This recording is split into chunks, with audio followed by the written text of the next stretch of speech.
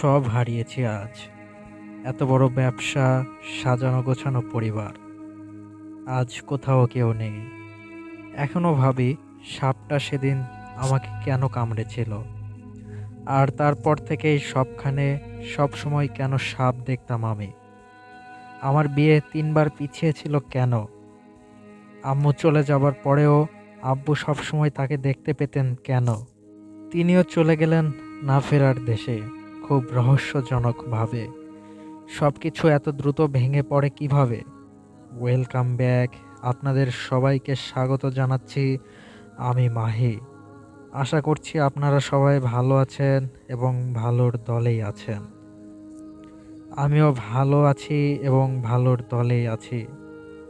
নতুন একটা ঘটনায় যাব, যেভাবে লেখা আছে সেভাবেই পড়া শুরু করছি। আসসালামু আলাইকুম। আমার নাম আশিক। আজ যে ঘটনা আমি আপনাদের শোনাতে চাচ্ছি, এটা নিছক কোনো ঘটনা নয়, বরং আমার নিজের জীবনের এক করুণ কাহিনী। আমি কি ছিলাম আর এখন কি হয়ে গেছে আমার সাথে। এত কিছু কেন হলো? এটা কি কোনো পরীক্ষা, নাকি আমার কোনো অপরাধের শাস্তি? তা আমি জানি না। আমারও ৮-১০টা মানুষের মতো একটা স্বাভাবিক জীবন ছিল।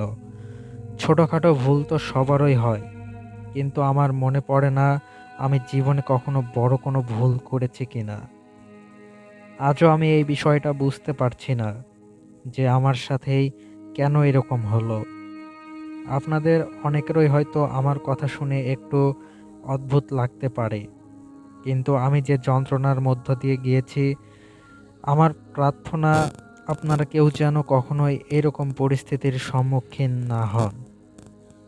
আমি কুমিল্লার বাসিন্দা এবং ১০ বছর আগে আমার কুমিল্লা টাউনে একটা বড় ডিপার্টমেন্টাল স্টোর ছিল। ওই দোকানের সেল ছিল প্রতিদিন বেশ ভালোই রকমের। এর মধ্য থেকে আমি সব খরচ বাদে মাসে বেশ মোটা অঙ্কের টাকা সেভ করতাম। জীবন খুব শান্তিতে চলছিল। আমার মা বাবার একমাত্র সন্তান ছিলাম আমি। এত টাকা আসার পরেও আমি কখনো সেটা নষ্ট করিনি। আমার বদঅভ্যাস বলতে গেলে যেটা ছিল তা হলো আমি প্রচুর পরিমাণে সিগারেট খেতাম। এর বাইরে আমি জীবনে কখনো কোনোদিন অন্য কোনো কিছু করিনি বা অন্য পথে পা বাড়াইনি। আমার সবকিছু তখন শুরু হলো যখন আমার বিয়ে ঠিক হলো। আমার অ্যারেঞ্জ ম্যারেজ। আমার বিয়ের দিন একটি ঘটনা ঘটলো আমার সাথে। বিয়ের দিন কিভাবে জানি না, আমার রুমে একটি বিষাক্ত সাপ ঢুকে পড়ে এবং আমাকে কামড়ে দেয়। আমি আইসিইউতে ছিলাম ৩ দিন। বলতে গেলে আমার বাঁচার কথা না। আমি জীবনের এই পরিণতি ভোগ করার জন্যই হয়তো বেঁচে গিয়েছিলাম। না হলে যে সাপটা আমাকে কামড়েছিল সেটা অনেক বিষাক্ত ছিল। আমার বাঁচা ছিল অসম্ভব। এই সব কিছুর মধ্যে সবচেয়ে অবাক করা বিষয় হলো আমাদের বাড়িতে সাপ কিভাবে এলো। কেউই বুঝতে পারছিল না যে সাপটা আসলে আসলো কোথা থেকে। সুস্থ হওয়ার পর আম্মুর কথা অনুযায়ী নজর থেকে বাঁচার জন্য এইবার বিয়েটা সীমিত লোকের উপস্থিতিতেই করানোর সিদ্ধান্ত হলো। আমরা মেয়ের বাড়িতে বসেছিলাম। বিয়ে পড়ানোর সময় যে কাজী সাহেব বিয়ে পড়াচ্ছিলেন তার সামনের টেবিলে আবার সেই বিষাক্ত সাপটিকে ফনা তোলা অবস্থায় দেখতে পেলাম। সাপটি দেখে আমি চিৎকার করে উঠলাম। বিয়ে পড়ানোর সময় অনেক লোক আমার চারপাশে দাঁড়িয়েছিল। আমার কাজিন, শ্বশুরবাড়ির লোকজন, মা বাবা এবং অনেক বাচ্চাও সেখানে খেলছিল। এটা কিভাবে সম্ভব যে একা আমি শুধু সাপটাকে দেখলাম আর কেউই দেখতে পেল না? আমি সবাইকে বোঝানোর চেষ্টা করছিলাম ওই সাপ সামনের টেবিলে বসে আছে, কিন্তু কেউ বিশ্বাস করল না। সবাই ভাবলো ট্রমার কারণে আমি এগুলো দেখছি। এরপর আমার শ্বশুর এক হুজুর সাহেবের কাছ থেকে আমার জন্য একটা তাবিজ নিয়ে এলেন আর আমার গলায় পরিয়ে দিলেন। তৃতীয়বার আমার বিয়ের তারিখ নির্ধারিত হলো। এবার ঠিক করা হলো শুধু বাড়ির লোকজনের উপস্থিতিতেই বিয়ে হবে। এইবার আলহামদুলিল্লাহ আমার বিয়ে কোনো ঝামেলা ছাড়াই সম্পন্ন হলো। কিন্তু ওয়ালিমা ১ মাস পিছিয়ে দেওয়া হলো। বিয়ের পরদিন সকালে যখন আমি চোখ খুললাম, তখন দেখলাম আমার স্ত্রী বিছানার পাশে চুপ করে বসে আছে। আমি তাকে জিজ্ঞাসা করলাম, "সব ঠিক আছে তো?" উত্তরে সে বলল, "রাতে তুমি কী সব বলছিলে?" আমি উঠে তাকে জিজ্ঞেস করলাম, "কি বললাম?"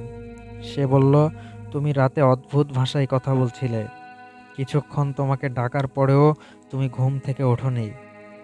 স্ত্রীর কথায় আমি তাকে আর কিছু বললাম না। সারাদিন আমি চিন্তায় ছিলাম সে তার বাবা-মাকে আবার এসব কথা বলে না ফেলে। আমাদের বিয়েটা ছিল অ্যারেঞ্জ। আমরা একে অপরকে একদমই চিনতাম না।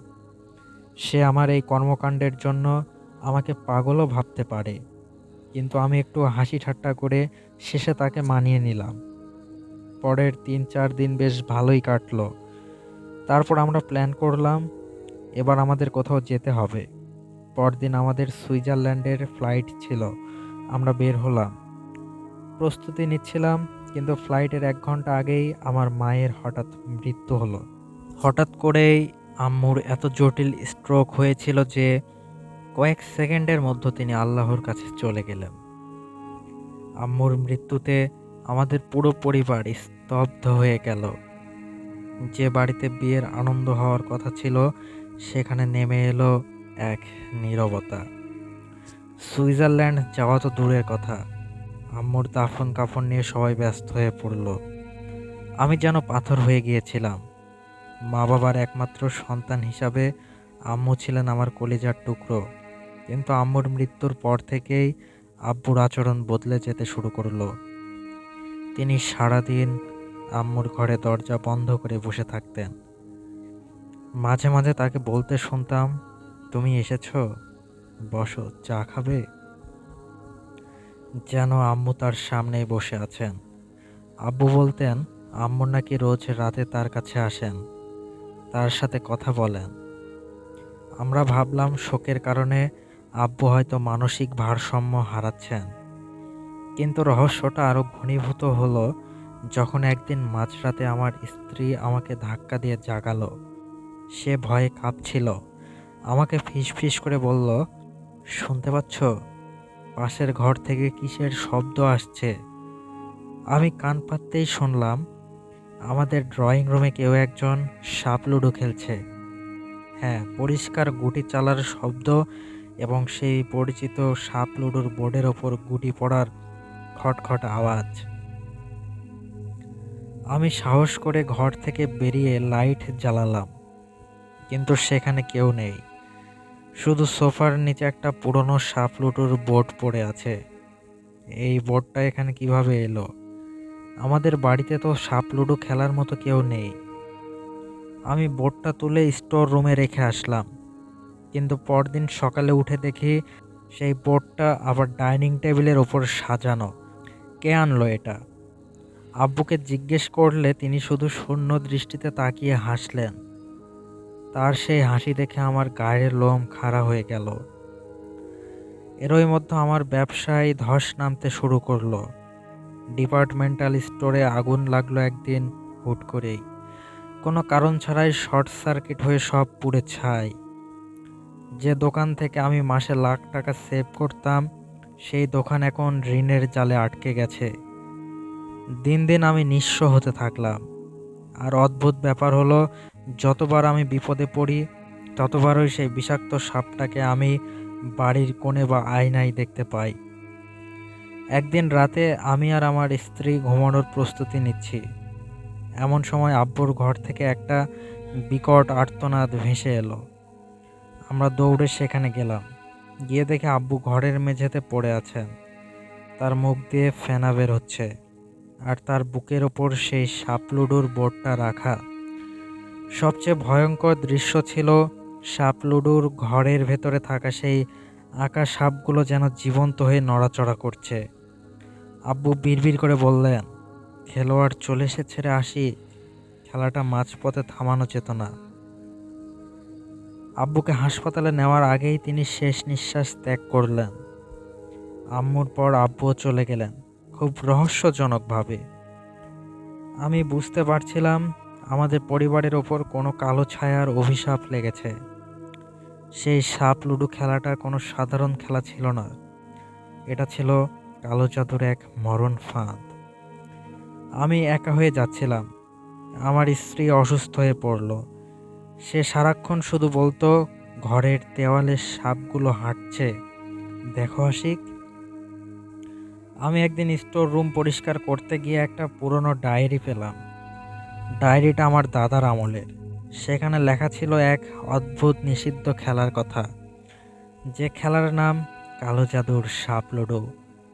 সেখানে স্পষ্ট লেখা ছিল, এই খেলা একবার শুরু করলে তা শেষ না করা পর্যন্ত রেহাই নেই। আর যদি কেউ মাঝপথে থেমে যায়, তবে সাপগুলো তাকে আর তার পরিবারকে একে একে গ্রাস করবে। আমি শিউরে উঠলাম। তার মানে কি আমার অজান্তেই এই খেলা শুরু হয়ে গিয়েছিল? কিন্তু কিভাবে? দাদার সে ডায়েরিটা হাতে নিয়ে আমার হাত পা কাঁপতে শুরু করলো। সেখানে লেখা ছিল, এই খেলাটা সাধারণ কোনো খেলা নয়। বহু বছর আগে আমার কোনো এক পূর্বপুরুষ নাকি এক তান্ত্রিকের কাছ থেকে এই বোর্ডটি সংগ্রহ করেছিলেন। শর্ত ছিল, বংশের প্রতিটি প্রজন্মের কাউকে না কাউকে এই খেলাটা শেষ করতে হবে। কিন্তু মাঝপথে কেউ যদি ভয় পেয়ে খেলা থামিয়ে দেয়, তবে সেই সাপগুলো রক্তের নেশায় মেতে ওঠে। আমি বুঝতে পারলাম, আমার অজান্তেই হয়তো কোনো এক রাতে ঘুমের ঘোরে বা ঘোরের মাথায় আমি সেই বোর্ডে চাল দিয়েছিলাম। আমার স্ত্রী দিন দিন শুকিয়ে কঙ্কাল হয়ে যাচ্ছিল। সে আর স্বাভাবিক খাবার খেতে পারত না। তার সারা শরীরে ছোট ছোট আঁশ দেখা দিতে শুরু করলো। ডাক্তাররা কোনো রোগ ধরতে পারলেন না। একদিন গভীর রাতে আমি ঘুমানোর চেষ্টা করছি। হঠাৎ অনুভব করলাম আমার বিছানাটা নড়ছে। চোখ খুলে দেখি বিছানার নিচ থেকে শত শত ছোট ছোট সাপ বেরিয়ে আসছে। সেগুলো আমার শরীরের ওপর দিয়ে বয়ে যাচ্ছে, কিন্তু আমাকে কামড়াচ্ছে না। যেন তারা আমাকে কোনো কিছুর ইঙ্গিত দিচ্ছে। আমি চিৎকার করে ঘর থেকে বেরিয়ে ড্রয়িং রুমে গেলাম। দেখলাম সেই সাপ লুডোর বোর্ডটা মাঝখানে রাখা। আর অবাক করা বিষয় হলো, সেই বোর্ডের ওপরে গুটিগুলো নিজে নিজেই চাল দিচ্ছে। গুটিটা যখনই সাপের মুখে পড়ছে, তখনই ঘর ভর্তি সাপগুলো একসাথে হিস হিস করে উঠছে। আমি বুঝলাম, এই খেলাটা এখন আমাকেই শেষ করতে হবে। ডায়েরিতে লেখা ছিল, যদি কেউ 100 নাম্বার ঘরে পৌঁছাতে পারে, তবে এই অভিশাপ থেকে মুক্তি মিলবে। কিন্তু যদি সাপের মুখে পড়ে নিচে নেমে যায়, তবে তার আয়ু কমে যাবে। আমি কাঁপা কাঁপা হাতে বোর্ডের সামনে বসলাম। ছক্কাটা হাতে নিতেই মনে হলো সেটা প্রচণ্ড গরম। প্রথম চাল দিতেই ছক্কায় পড়ল 5। আমার গুটিটা যখন 5 নম্বর ঘরে গেল, তখন হঠাৎ করে জানালার কাঁচগুলো প্রচণ্ড শব্দে ভেঙে পড়ল। বাইরে কোনো বাতাস নেই, কিন্তু ঘরের পর্দাগুলো উন্মাদের মতো উঠছে। আমি বুঝতে পারলাম, অদৃশ্য কোনো শক্তি আমার বিপরীতে বসে খেলছে। আমি একা নই, কেউ একজন আমার প্রতিটি চালের জন্য অপেক্ষা করছে। টানা 2 ঘন্টা ধরে সেই নরকীয় খেলা চলল।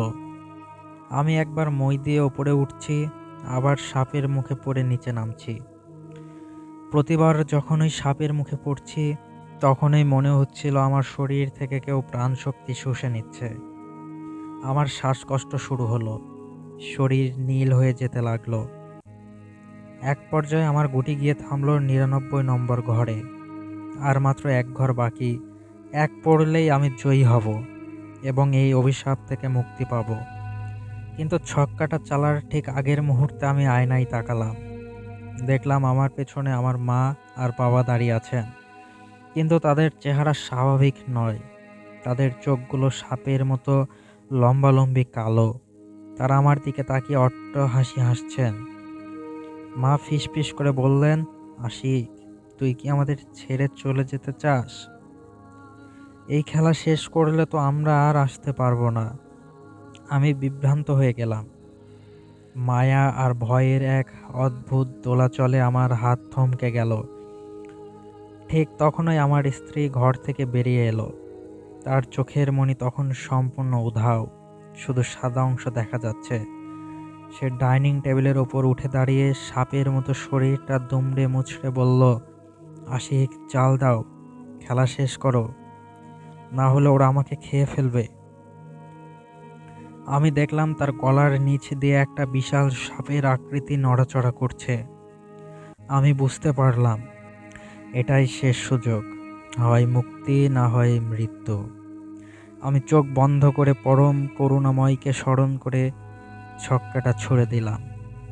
ছক্কাটা যখন বোর্ডের ওপর পড়ল, সেই শব্দটা যেন আমার কানে বজ্রপাতের মতো বাজলো। আমি চোখ খুলতে সাহস পাচ্ছিলাম না। যদি এক না হয়ে অন্য কিছু পড়ে, যদি আমি আবার সেই সাপের মুখে পড়ে নিচে নেমে যাই। কয়েক সেকেন্ডের নীরবতা ভেঙে আমি তাকিয়ে দেখি ছক্কায় একটি মাত্র ফোঁটা। এক পড়েছে। আমার গুটিটা ৯৯ থেকে এক কদম এগিয়ে ১০০ নম্বর ঘরে গিয়ে স্থির হলো। সাথে সাথে এক বিকট চিৎকার শোনা গেল সারা বাড়ি জুড়ে। মনে হলো বাড়ির দেওয়ালগুলো থরথর করে কাঁপছে। ড্রয়িং রুমের আয়নাটা চুরমার হয়ে ভেঙে পড়ল। আব্বু আর আম্মুর সেই ছায়ামূর্তিগুলো ধোঁয়ার মতো মিলিয়ে গেল বাতাসে।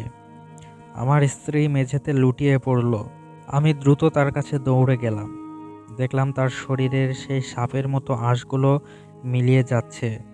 তার চোখের মণি আবার স্বাভাবিক হয়ে ফিরে এসেছে। সে দীর্ঘশ্বাস ফেলে আমার হাতটা শক্ত করে ধরল। আমি বুঝতে পারলাম সেই দীর্ঘদিনের অভিশপ্ত খেলার যবনিকা অবশেষে ঘটেছে। পরদিন সকালে যখন সূর্য উঠল, মনে হলো দীর্ঘ এক অন্ধকার রাত পেরিয়ে আমরা নতুন এক পৃথিবীতে পা রাখলাম। স্টোর রুমে গিয়ে দেখলাম সেই পুরনো সাপ লুডোর বোর্ডটা আর নেই। সেখানে কেবল এক মুঠো ছাই পড়ে আছে। ডায়েরিটাও তার পাশের পাতাগুলো থেকে সব লেখা হারিয়ে একদম সাদা হয়ে গেছে। আমার ব্যবসা যেটা পুড়ে ছাই হয়ে গিয়েছিল, সেখানে বীমার টাকা এবং পুরনো কিছু পাওনাদারের ফেরত দেওয়া অর্থে আবার প্রাণ ফিরতে শুরু করলো। নতুন করে দোকান সাজালাম আমি। ধীরে ধীরে অভাব অনটন কেটে গিয়ে সুদিন ফিরে এলো। মায়ের মৃত্যু আর বাবার চলে যাওয়াটা ছিল অপূরণীয় ক্ষতি, কিন্তু আমি বুঝতে পারলাম তারা এখন যেখানেই আছেন শান্তিতে আছেন। সেই অশুভ শক্তির শিকল থেকে তারা মুক্ত হয়েছেন। আমি আর আমার স্ত্রী এখন সেই বাড়ি ছেড়ে দিয়ে শহরের এক শান্ত এলাকায় নতুন একটা ফ্ল্যাট কিনেছি। এখন আর রাতে কোনো সাপ লুডোর শব্দ শুনি না, আয়নায় কোনো বিষাক্ত সাপও ফনা তোলে না। আমাদের একটা সুন্দর সন্তান হয়েছে, যার হাসিতে এখন আমাদের ঘর মেতে থাকে। আমি মাঝে মাঝে ভাবি, মানুষের জীবনে কিছু পরীক্ষা আসে যা যুক্তির বাইরে, কিন্তু বিশ্বাস আর সাহস থাকলে সেই কঠিন পথ জয় করা সম্ভব। আমাদের জীবনের সেই কালো অধ্যায় এখন কেবল একটা দুঃস্বপ্ন মাত্র। আমরা এখন শান্তিতে আছি, সুস্থ আছি। আপনাদের সাথে ছিলাম আমি, মাহি। আশিকের এই রোমহর্ষক ঘটনাটি আজ এখানেই শেষ হলো। আশিক এখন তার পরিবার নিয়ে সুখে শান্তিতে দিন কাটাচ্ছেন। অন্ধকার কেটে যেমন আলো আসে, আশিকের জীবনেও তেমন সুখের দিন ফিরে এসেছে। আজকের মতো এখানেই বিদায় নিচ্ছি। কথা হবে আবারও নতুন কোনো গল্পে। সেই পর্যন্ত সবাই ভালো থাকুন, সুস্থ থাকুন, আর মোস্ট ইম্পর্টেন্টলি ভূত গল্পের সাথেই থাকুন। আল্লাহ হাফেজ।